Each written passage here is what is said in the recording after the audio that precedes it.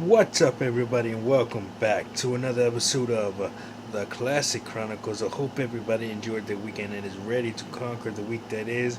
Man, there was a lot of wrestling this past weekend, and we're going to get into some of that. I'm going to be covering AEW New Japan Forbidden Door.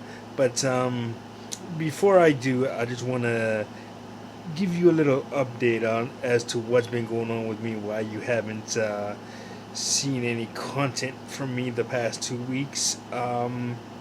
So basically, I've always been open with you on this channel, and I'm not gonna stop now. So I've been dealing with my mental health. My mental health is it's getting better, but for the last couple of weeks, it wasn't all there, and I'm not gonna put out content when I'm dealing with mental health issues, because let's face it, your heart is if my heart is not in it, I'm not gonna put out something to you guys that I'm not 100% all in on. That's the bottom line. I refuse to. I'm not just gonna put out content just to half-ass it and you know um, phone it in. That's not me. I love the content that I do. You guys give me all the support in the world, and that I don't take that for granted. So if I'm not feeling up to par mind wise or health wise, I'm not just gonna put out content just for the sake of putting out content. But to get a little bit more into it, man. I've been really open about my health issues on this channel. And one of those health issues has reared its ugly head again. I'm dealing with the nagging foot injury that caused me cellulitis and a whole bunch of other stuff again.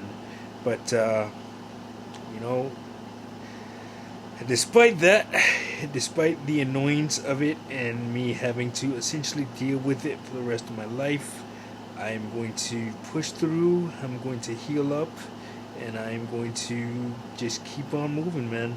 That's all I can do. Ain't no use feeling sorry for myself and having others feel sorry for me.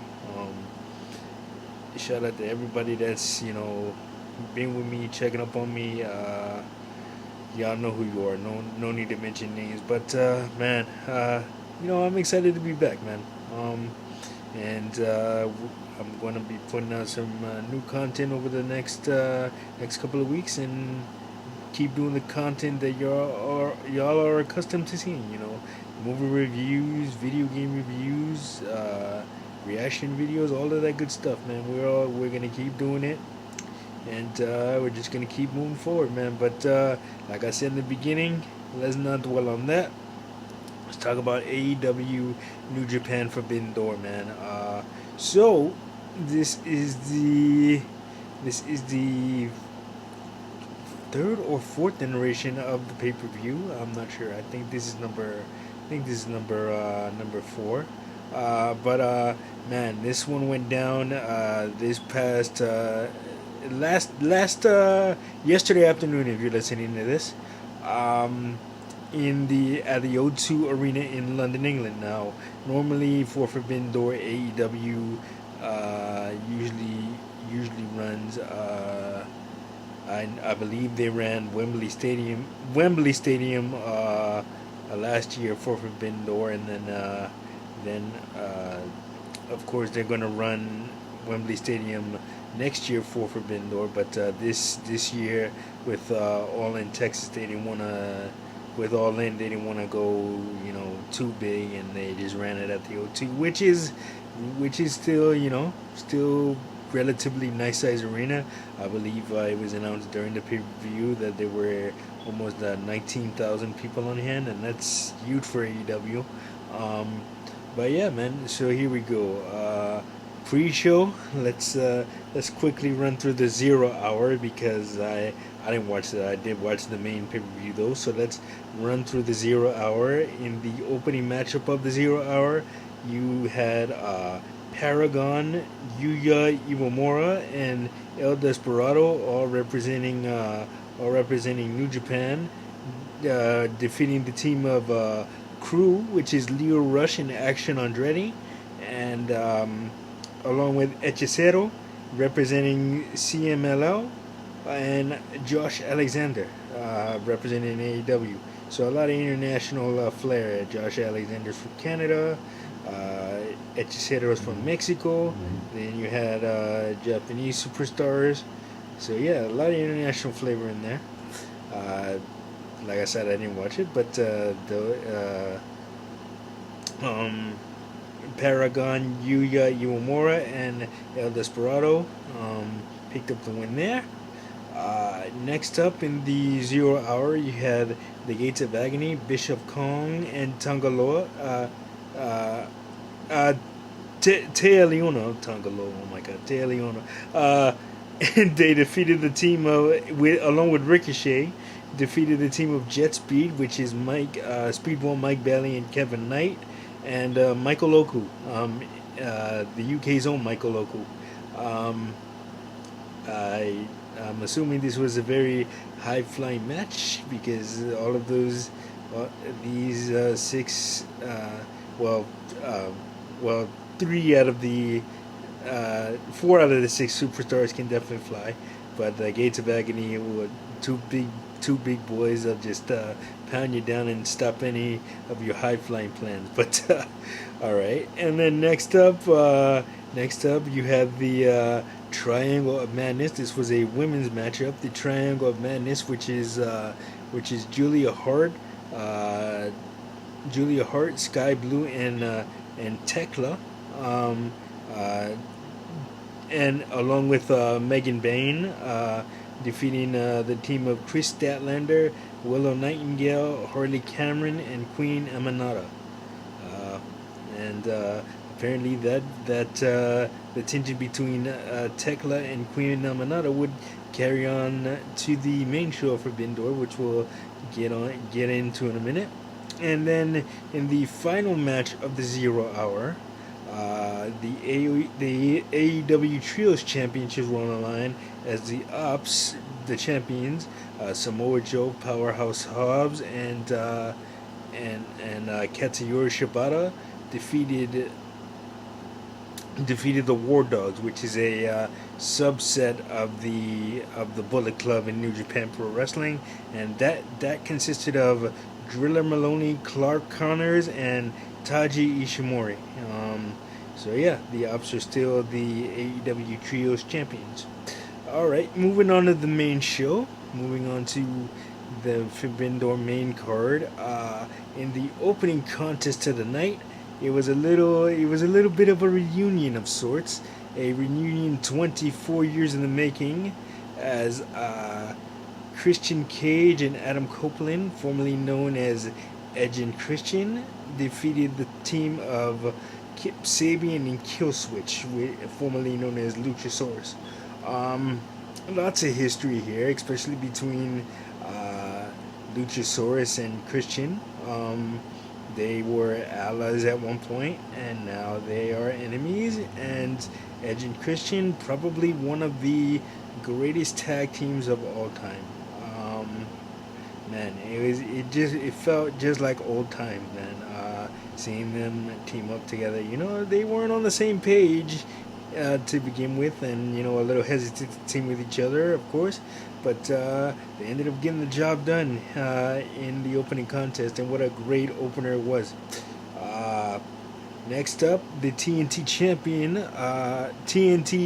Championship was on the line as New Japan's Hiromu Takahashi looked to take the TNT Championship from the Don Callis' family, Kyle Fletcher, the Protostar. What a great matchup this was, man. Two very, very different styles of wrestling. Hiromu Takahashi is more of a risk taker, and he's willing to do anything and put his body on the line to win a match. Meanwhile, Kyle Fletcher, very methodical in his approach. He was always a great tag team wrestler, but now that he's with the Don Callis family, he's really stepping out on his own and becoming a single star. this and the TNT Championship is a perfect fit for him, and he always delivers every time he goes out there. So shout out to Kyle Fletcher and Hiromu Takahashi as well. Um, but Kyle Fletcher ended up winning the matchup and retaining the TNT Championship. Next up was the the triple threat match for the TBS Championship, uh, where you had representatives of Stardom, CMLL, and AEW. Um, no, the Fatal Four Way. I'm sorry, it wasn't a triple threat. It's a Fatal Four Way. So like I said, you had a representation from three big promotions in rest in wrestling. Of course, Mercedes Monet and Alex Windsor representing AEW. Mercedes Monet is the champion, formerly known as Sasha Banks, and she not only holds the TBS championship, but she also holds championships in 8 other promotions. So 9 belts altogether. That's crazy. And Alex Windsor, of course, very very well traveled competitor. Got to wrestle in her home country of England. And Persephone. Oh my God. Yeah, no, yeah, yeah, Persephone. Oh my God, Persephone. Also very very accomplished competitor in her own right, representing CMLO, and Bonilla, representing Bozilla. I'm sorry, Bonilla, representing Stardom. Hard hitting matchup, but Mercedes Monet ended up retaining the TBS championship over 3 very capable competitors. Um, Next up was a technical classic. The IWGP World Championship was on the line as Zack Sabre Jr. defended against Nigel McGuinness. And for all you wrestling fans out there that know who Nigel McGuinness is, that's not a typo. I didn't stutter. Yes, Nigel McGuinness was in a singles championship match for the first time in well over a decade. Man, like I said, what a technical masterpiece. Zack Sabre Jr. Probably the best scientific wrestler in the world today, as Bryan Danielson put it when he was on commentary for the show. And Nigel McGuinness, hell of a technician in his own right, and this was nothing. Nigel McGuinness has nothing to be ashamed of, man. He really took it to Zack Sabre Jr., but in the end, Zack Sabre Jr. was able to pick up the win. Next up, the triple threat match for the AEW World Tag Team Championships. Rodito, which is Bandito, the Ring of Honor World Champion Bandito, and Brody King, and FTR, which is Dax Harwood and Cash Wheeler, accompanied by Stokely Hathaway. Stokely Hathaway. My God. Took on the AEW World Tag Team Champions, the Hurt Syndicate, Bobby Lashley and Shelton Benjamin. Very very good match. But Ricochet and the Gates of Agony ended up taking the Hurt Business out of the equation. So that left the door open for Brodito to become the new AEW World Tag Team Champions. So congratulations to them. Next up was the AEW Unified Championship. Kazuchika Okada, the champion, taking on Swerve Strickland. Man, what a hell of a match. Swerve, I never get tired of watching him wrestle, and Okada, Okada, same thing. I can Kazuchika Okada. I can watch him wrestle every day, twice on Sundays, man. Yeah, hell of a match. But Kazuchika Okada ended up retaining the international championship, the unified championship, I should say. And the reason why they're calling it the unified championship is because the AEW Triple Crown Championship and the AEW International Championship were both put together as one championship. So that is why they call it the Unified Championship. And that wasn't the only story in this match, man. Wardlow, who we haven't seen on AEW TV in quite a long time, made his presence felt, and now he's a full-fledged member of the Don Callis family, and hopefully this leads to a great run for him. Can't wait to see. I'm very excited to see where this goes. Next up was the AEW, Women's World Championship. Toni Storm defeated Ring of Honor Women's World Champion Athena in a very, very good match. Everybody's saying, "Oh, why didn't Athena win?" Hey, listen, she's still the longest reigning AEW. I mean, she's still the longest reigning Ring of Honor Women's World Champion in history, and the longest reigning champion in any promotion currently. So nothing to really hang your hat on if she didn't get the extra belt, but the extra championship. But Toni Storm, like I said, I love her character. I love what she's doing in AEW, and may she continue to do it. Next up, the AEW World Championship was on the line. Hangman Adam Page turned back the challenge of MJF. Hangman was kind of forced into this match actually, because MJF threatened to literally, not literally, but in storyline threatened to kind of murder one of Hangman Page's good friends, Mark Briscoe, on live television. So this past Wednesday on AEW Dynamite, but what a great match. MJF, thought he had the championship won when Hangman's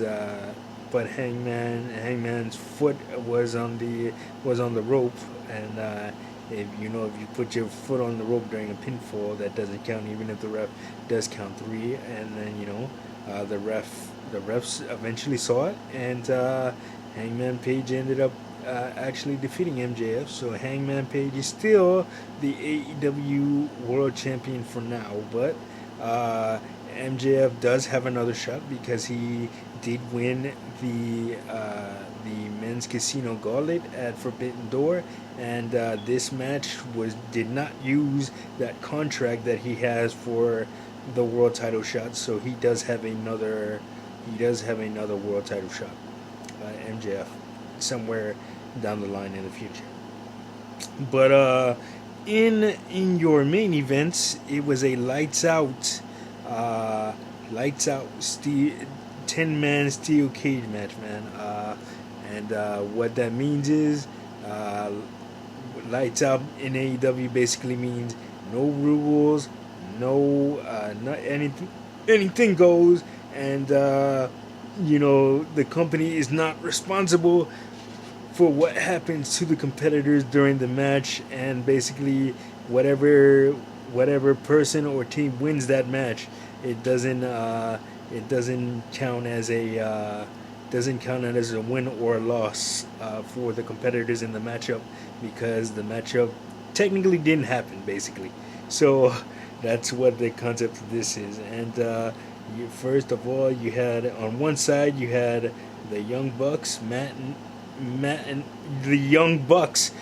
and Nick Jackson Gabe Kidd from New Japan Pro Wrestling, the Death Riders. That's John Moxley, Claudio Castagnoli, and Wheeler Yuta. Um, and then on the other side, you had Darby Allin, Hiroshi Tanahashi, who's retiring this year as well. He's been in the business 30 years, so he's retiring. Uh, Will Ospreay, um, and the Golden Lovers. That's Kenny Omega and Kota Ibushi. Um, Man, what a hell of a finale this is, man. This was lots of crazy spots, especially Will Ospreay doing a moonsault from the top of the cage to the floor. Oh, just one after another, and ultimately it was the team of the Golden Lovers, Darby Allin, Hiroshi Tanahashi, and Will Ospreay picking up the win for their team. But after the match, Will Ospreay got brutally taken out by the Death Riders, and that is a way to kind of write him off TV, because Will Ospreay did reveal that he has to have neck surgery soon for an injury that he's been working through. So hopefully a speedy recovery to Will Ospreay. I mean, hopefully, speedy recovery to Will Ospreay, and we hope to see him back on TV as soon as he can get back and feeling 100% healthy. But yeah, anyway, that was AEW Forbidden Door, man. What a great show. Again, the only gripe that I have is it goes on too long, like 7 hours of wrestling every time AEW puts on a show. But that it never fails to deliver, though. So I guess that's a small price to pay for what we're getting as fans.